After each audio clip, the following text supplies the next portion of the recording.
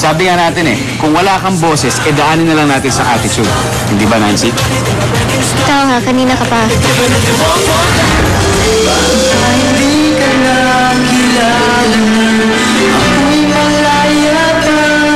Alam mo, maganda ang mukha mo, pero kulang ka lang sa lakas ng loob. You have heavy equipment to your chest. Wow. You cannot express expressible song. Magandang itsura mo, parang katatayo mo lang sa kama.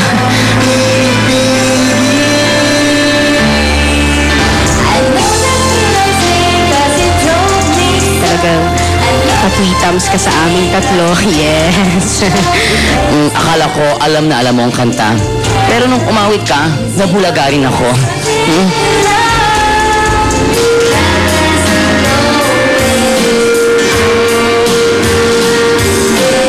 Parang pasmado ka kasi gumaganyan-ganyan ang kamay mo.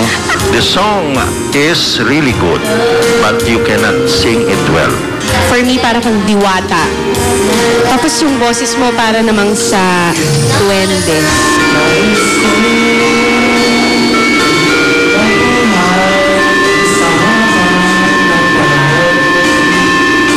Habang may buhay ang iyong inawit, yes.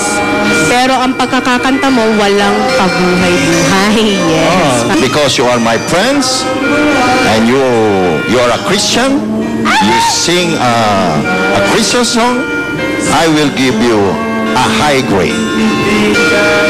Where is 10? But I changed my mind, I give you 4. I felt nervous kasi ngayon ko lang narinig yung kantang yun. Ang kantang yun. Well, yeah. And kasi I never heard it. I didn't understand the timing and everything. But I did my best. I tried. Sige na nga, Christian. Pagbibigyan ka na namin, ikaw lang pumili ng kanta mo.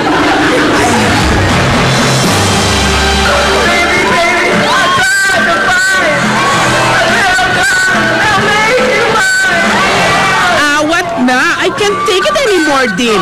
And the worst of all, you never stop. Awat na. Si Papa Rainier, kakanta na. Pero teka, may nagmamaganda.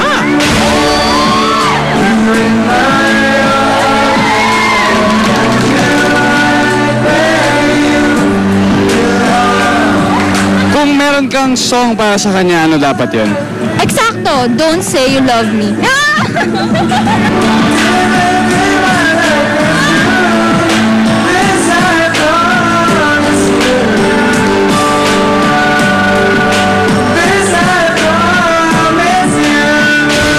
Kanta nga tayo, Together Again. Sabay mo ako, Iho.